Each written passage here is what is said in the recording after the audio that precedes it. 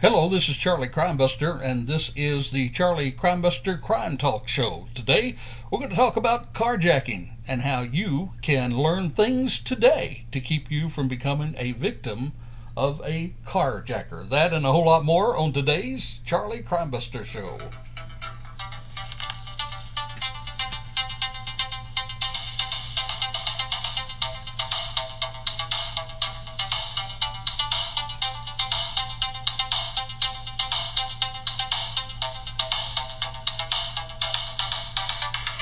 Well, hello, and once again, welcome to the Charlie Crimebuster Show. Now, carjacking, that's not anything new, but it is on the increase today.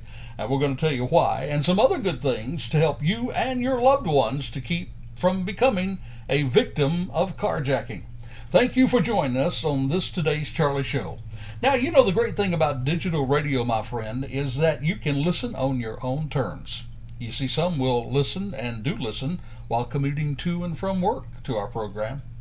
Others will listen at home, some at their office, and even some while exercising. Well, whichever way you choose to listen, we appreciate your attention and love the fact that we're able to spend some time with you sharing information that we can all use to help us live a little more safer in a somewhat violent world. And we're also going to be introducing to you today our Crazy Crook story. We're going to share some news that you can use, and we're going to take a look at cybercrime. And we're going to deliver it all. We're going to give it all to you with a lesson and a purpose. We try to do that every time on our program. When we share something, we don't just share it to throw it out there. We share it to help keep you and your family safer. Well, you know, one of the greatest weapons you have at your fingertips is your cell phone. And we will show you how to use your cell phone as your own PSP. Your own PSP. PSP, Personal Safety Partner. That's what we're going to call it. And after all, most of us spend more time with a cell phone than we do our own loved ones, right? It's hard to admit that, but some do. So enlist it now. Just list it now as your safety partner. And at charliecrimebuster.com, charliecrimebuster.com, go to the Resources tab and click there on the safety sheet, and you'll find a complete hack sheet there, a guide to the best safety apps of 2018. Hey, are you going out of the country this summer somewhere, and you want to know how to notify authorities in case you have an emergency? Hey, 911 just might not be the answer in another country. But there is an app that will give you the answer and the ability to do so. Traveling on vacation, want to know what areas to avoid in the cities you're visiting? Well, there's an app for that. That's right, there's an app for that. There are apps for parents, teens, college students, and more to keep you safe. Go to charliecrimebuster.com, and the safety guide is there, or just request it on the comment area, and we'll email it to you. Or if you get one of those little pop-ups that say, if you want our safety guide, fill it out, and we'll get it right out to you. And don't forget to look at some of the best of the Charlie shows that are right there on the website, charliecrimebuster.com. Our main subject on today's show, carjacking. And we're going to start right out of the gap. We're going to start sharing 5 things. 5 things that you may not know about carjacking. 5 things you may not know about carjacking. Here's number 1, the first one. The first carjacking that is recorded was way back in 1912, and it resulted in a death. That's right, in a death. The first carjacking recorded in history took place on the open road in March 1912.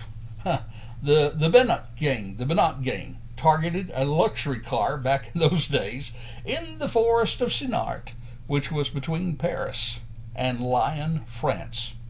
There was an armed chauffeur and a young secretary, and both were killed in the vehicle. An armed chauffeur and a young secretary, both killed. Number 2, things that you may not know. The first one, 1912. Number 2, in the United States, now get this, in the United States, men, that's right, men, bet you didn't know that, men are 2.9 times more likely to be a victim of a carjacking than a woman. That's right, men, 2 times more likely. Number 3, something you may not know about carjacking. The term carjacking. Well, first it was termed by a reporter, Scott Bowles and E.J. Mitchell, an editor with the Detroit News, on August 28, 1991. They reported on the murder of Ruth Weil, a 22-year-old Detroit drugstore cashier who was killed when she would not surrender her Suzuki sidekick. Now, the police at that time would call such incidents robbery, armed, unlawful driving away an automobile. And there were a lot of them, and it was plaguing Detroit at the time. Number 4, the number of carjackings are higher than just about any statistic you have read about. You know why? Because many law enforcement agencies do not keep a separate record on carjacking, but they will include it with other terms like robberies or car theft. So to really give you a handle, to really know exactly how many carjacking incidents there are out there, it's very hard to tell you that because it's just not reported in a way that we can keep up with it. So we know that all the statistics that you hear, and there are a lot of them, it is much, much higher out there of what's happening out there. And number 5, the 5th thing you may not know about carjacking: 65%, more than half, 65% occur 5 miles of the victim's home. 5 miles. Now think of that. 5 miles from your home. That's usually right when we have our guard down, right? We're in a familiar area and we let our guard down. So be careful about that. 5 things that you may not know about carjacking.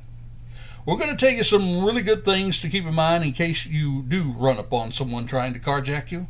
We're going to talk about some other things around carjacking, but now it's time for our crazy crook story.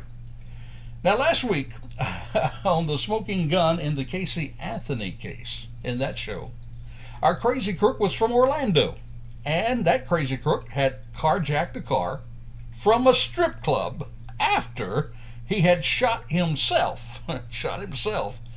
accidentally in a strong-armed robbery. Then only after he shot himself and then he carjacked someone in the parking lot of a strip club in Orlando, he then, after he left, had to pull over, flag a deputy down because he was losing so much blood as he escaped. Now, folks, you just can't make this stuff up. Anyway, while I admit a lot of our crazy crooks, and I'm sorry to say, a lot of our crazy crooks do reside here in the Sunshine State. You know, just Google Florida man and you'll find them all out there. But our crazy crook this week comes from not the Sunshine State, but the Volunteer State. The state of Tennessee, and out of the Nashville area. And here is the headline: Crooks run out of gas, force hostage to push car. There was a meth clinic near the 15th and Washington Street there in Nashville. And, of course, in any meth clinic, you see your share of some sketchy people out there. It's designed to help people, addicts, ease off of their drug of choice. But there was nothing easy about an early June morning. It was around June 28th, about 4:15 in the morning. That's what a nurse said who worked there. The nurse did not want to share her name. You understand why, I guess, by the end of the story. She described what happened. She said when she got to work that day, there was a young man that approached her and held her up at gunpoint. There was a group of 3 men, police believe in the range of, from somewhere around 15 to 25 years of age. These young men were there, and they held 9 people hostage while they waited there at the meth clinic to open. The nurse, of course, was scared. She said, I think the main goal was that they were just after the drugs. But the clinic wasn't open, and the bad guys did not know for sure that the nurse had the keys. So the police, they took their money, the money of the people that are already there, their phones and their purses. And that's, she says, when it got a little weird out there. You see, Sergeant Darren Birch said apparently the green SUV that the subjects arrived in, well, it was out of gas. That's right, it was out of gas. Birch then said that the suspect made one of the victims push the suspect's car all the way to a gas station about a block away. Now, what is bizarre, now get this, you talk about stupid all over. He has the victims push the suspect's car all the way to the gas station a block away, and then the suspect, well, just goes inside the gas station to pay for the gas. And that's how CBS 5 of Nashville, CBS 5 News, got a very, very clear picture of the less than bright crook. Yep, he's about 25 years of age, 5'7" tall. Well, that nurse that we mentioned earlier, she said, I've had enough of this. She quit her job, but she says it still haunts her always looking over your shoulder when you go anywhere to see if anybody's watching you. Well, there are some crazy crooks out there. We all know about those crazy crooks. We mention them every time on the broadcast. And on the broadcast today, it's just to let you know that be careful of the areas that you're in. In those areas where sketchy people might be, then sketchy people do very, very bad things from time to time. So be careful where you are. And that's one thing you're going to learn about how to avoid becoming a victim of watching where you go. That's one of our points that we're going to be mentioning in just a little bit.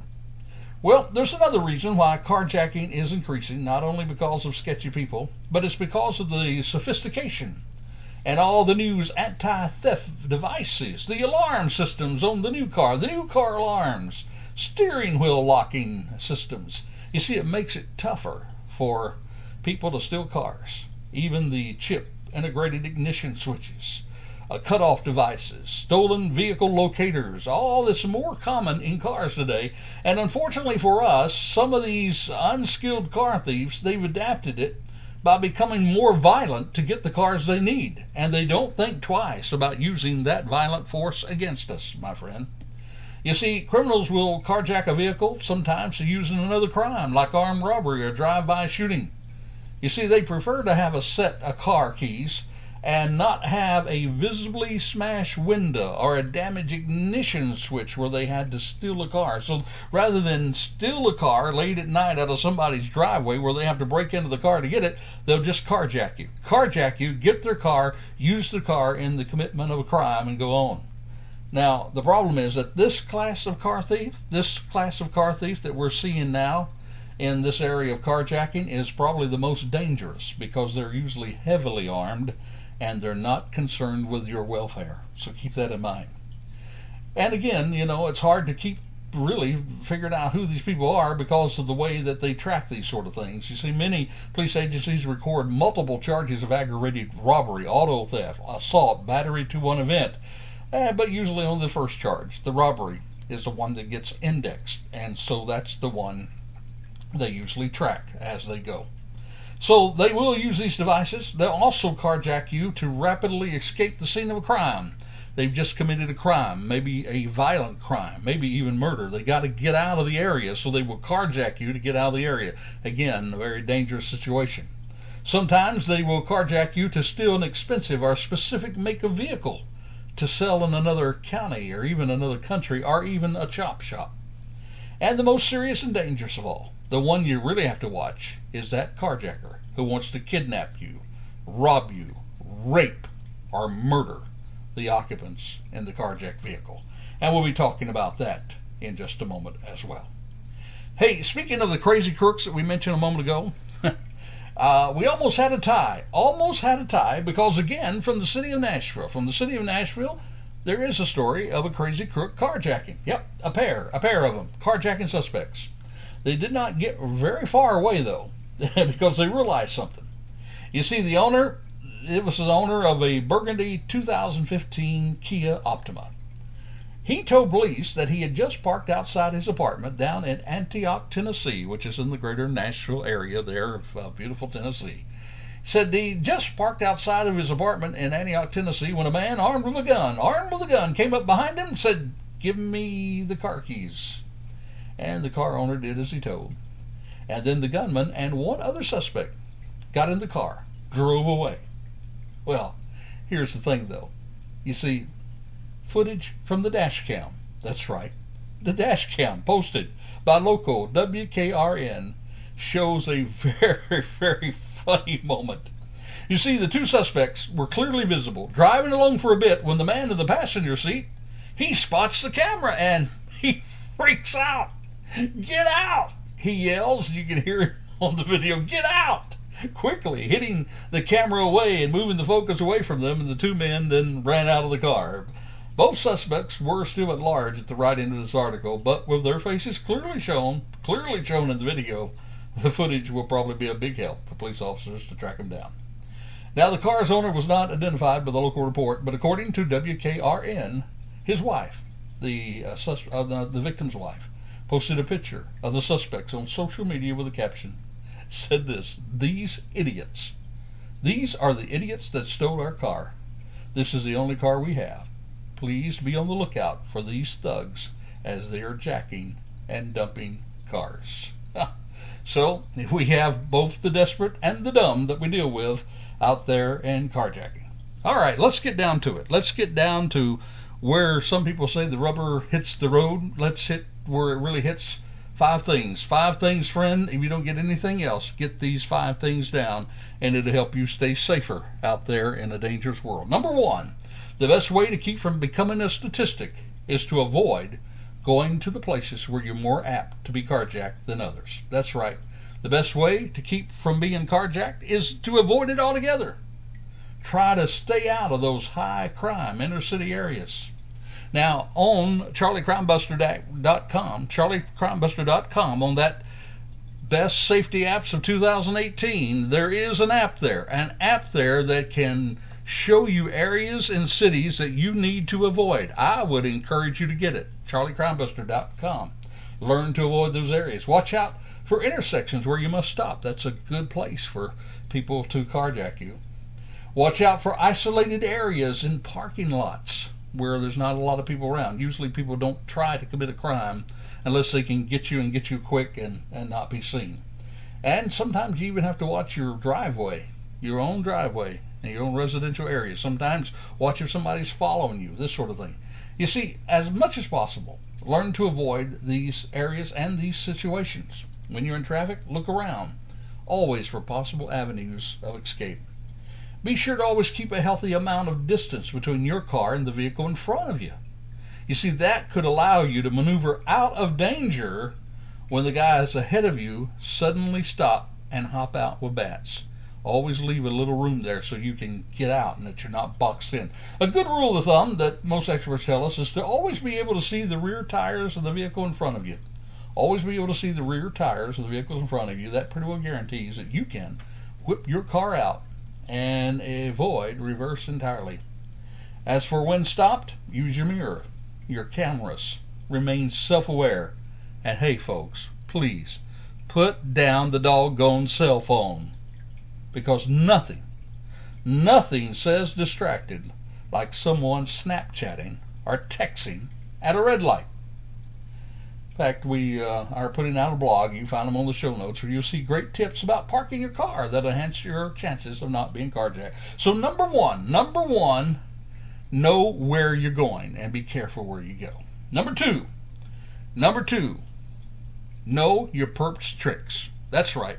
Know the enemy. Know what they're doing. If you're going to win a war, and we're in a war against crime, then you need to know your enemy. Know what they're up to.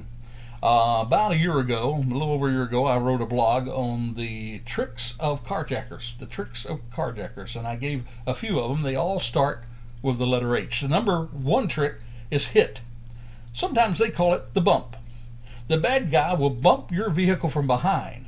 And when you get out to look at the damage or maybe to exchange your info, before you realize it, the bad guy, well, he's driving off in your vehicle. And there's another guy going out with the other vehicle. So be careful. Watch out for that hit. Watch out for that bump. If you're suspicious about it, don't get out. Go to some place public where people are around. Call the police and tell them you're not getting out until the police arrive or till you can get to the police. The second trick is what I call helpless. You see, here the bad guy will stage some sort of accident or injury.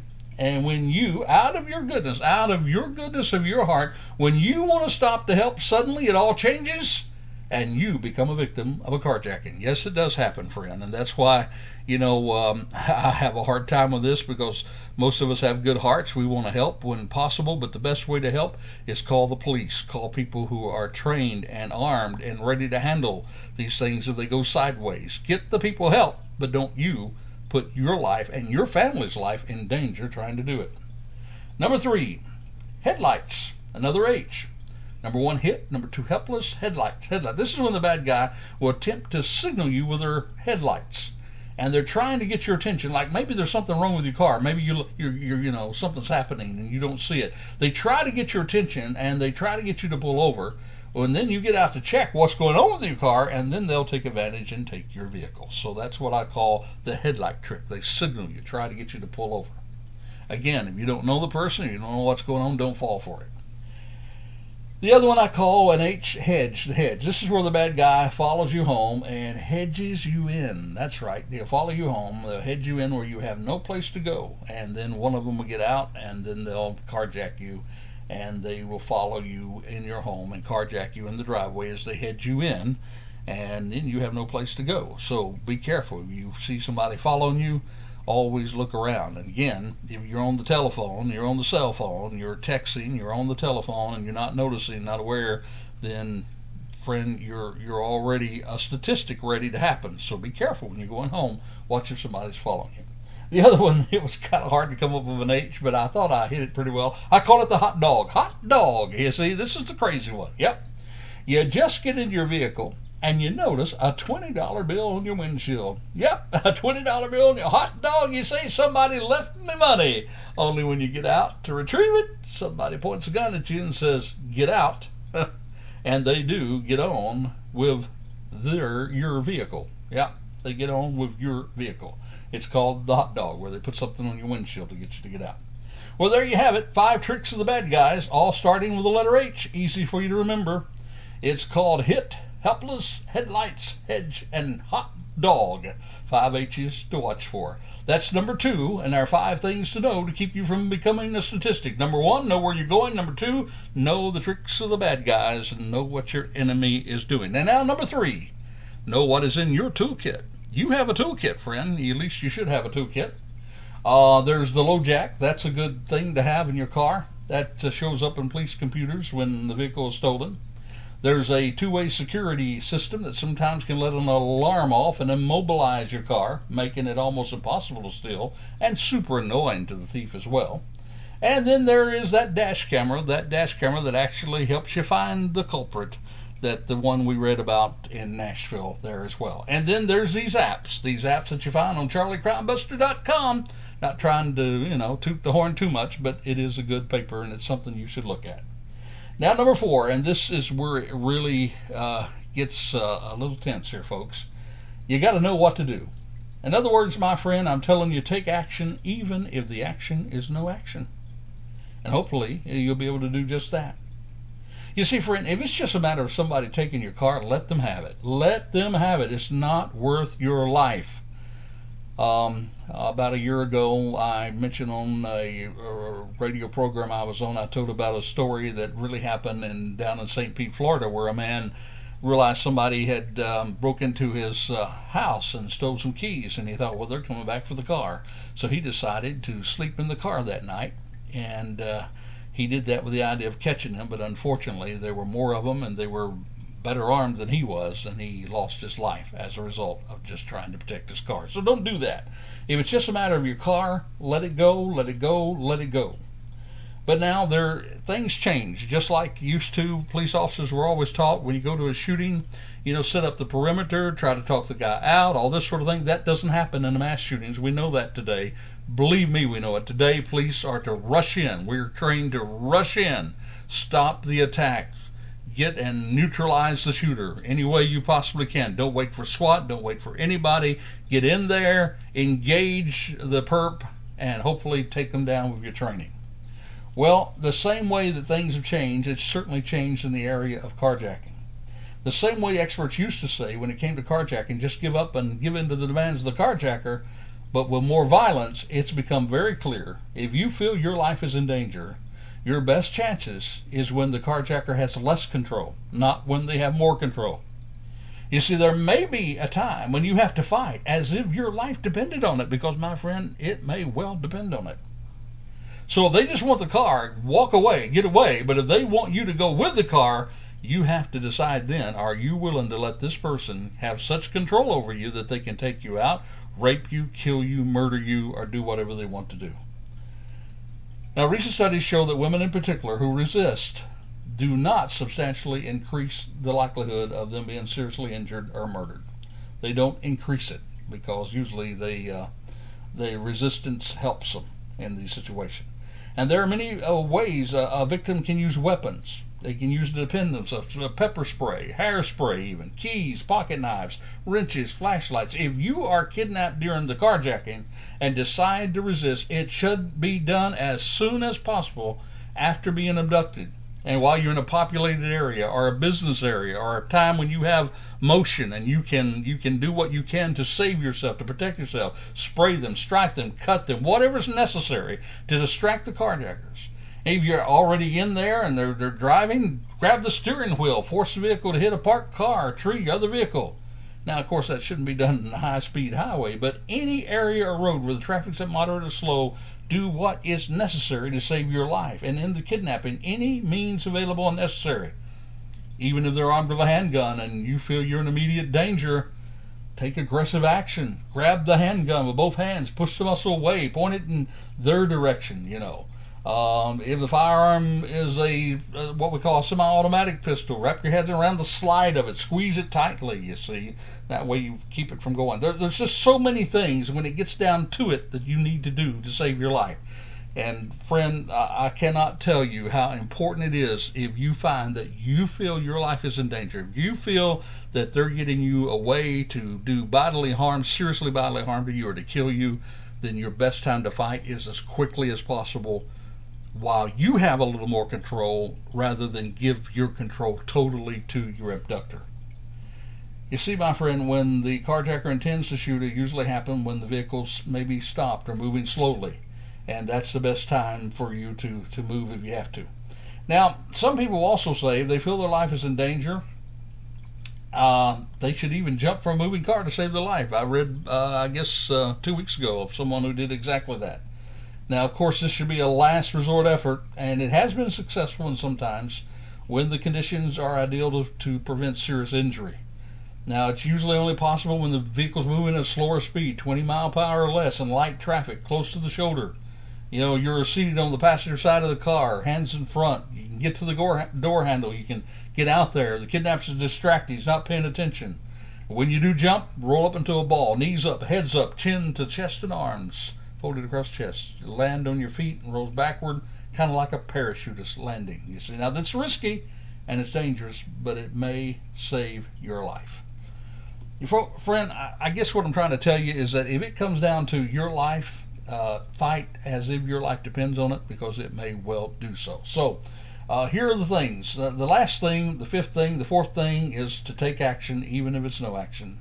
The fifth thing is become a good witness. Once they do take your car and get out of town, hopefully that's what happens if it does happen, try to take all the information you can about the perp. How tall was the perp? You can usually judge it to your own height. What was the perp wearing? Any scars you can notice? Tattoos? How much does the perp weigh? Compare their height to your own for a good estimate again. Try to get all the information you can that police can have it. Don't try to guess. Don't say, well, I think, you know. If you don't know, say I don't know, but try to get all those facts down that you possibly can. Well, it's something I hope that you don't have to face. I hope it never happens to you. And if you do your best to avoid getting in those situations, then more than likely it won't. Avoid being boxed in. Keep that space between you and the car in front of you so that if you have to pull out, you can. When you get into an area that looks a little sketchy, then your guard needs to go up. Keep your windows up, your doors locked. Watch where you are at all times. Create that situational awareness that'll keep you from being a victim. All right, 3 quick lessons as we wrap up today's program. Number 1, remember most carjackers just want your car. Only a small percentage will become a deadly encounter. So if it's just get in your car, let them have it, let it go, and wave bye-bye, get out of there, say here's the car, here's the keys, throw the keys down, take off running, and particularly if you don't see that your life's in danger. But number 2, you must condition your mind. You must condition your mind to be ready for a fight if it comes to it, and whatever weapons you have. If you are a concealed carry weapon person, if you are a citizen who carries, carry your weapon. Don't just put it up, under the seat somewhere where you can't get to it. Carry it with you. If you have a concealed carry weapon and it's legally for you to carry in a particular area, then use that weapon. You've got a weapon. You've got an edge. Condition yourself to it, that if it comes down to it, then I need to have the attitude in order to see it through and to fight. Now, and by the way, let me share this with you. Sometimes people don't have that inner attitude, that aggressiveness that they need to do at that time. Somebody said a good way to get that is pretend you're fighting for your family. Pretend you're fighting for your wife, for your children, for your husband, for your children, for your grandchildren. Because sometimes when you think about you're fighting for other people, you would do things that you would not normally do. Believe me, it happens all the time. So if that's what you have to do to get your mind into that attitude to fight, then do that. If that's what it takes, then do that, because you are fighting for your children. You are fighting for your loved ones, because if you don't fight, you're not going to see your loved ones again, and they're not going to have you there. So if it comes down to it, be willing to do it and fight. Don't give up. You know, I get so frustrated, I guess is the word. I see television programs from time to time in crime, and they'll knock the assailant down.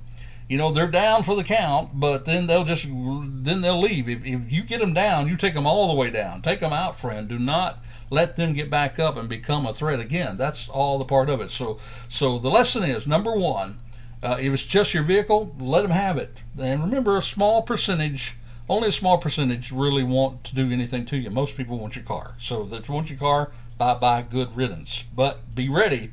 If it puts your life in danger, then be ready to fight. Number three, and here's where it gets down to it, you will ultimately learn to listen to that inner voice, that instinct that's kept you safe from time to time.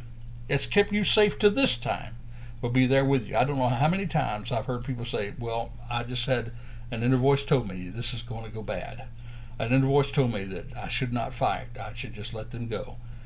Listen to that inner voice and learn to train that inner voice. You know, become aware. Let that inner voice speak for you. There is a guardian angel within all of us. That's right. I call it the guardian angel. Some people call it instinct. But there's a guardian angel within all of us. Let that guardian angel be your best friend and learn to work with him. Well, this is Charlie Crimebuster, and we sure appreciate you being with us. We hope you've heard something on the program today that'll help you be safe. If you know other people, please share the news of the broadcast with them. Get them to be a follower. We put out broadcasts every week on Tuesdays, and I would love to have more people listening. We've got a ton of listeners from Chicago right now. I saw a bunch on from Chicago. Thank you up in Chicago. I know I just read an article in preparing for this broadcast that carjacking's way up in Chicago, so be careful out there, our friends in Chicago and other areas. Thank you again for listening. This is Charlie Crimebuster. Go to charliecrimebuster.com. We have other stuff there to help you. And until this time, next time, be safe and stay safe, for the life you save may be your very own.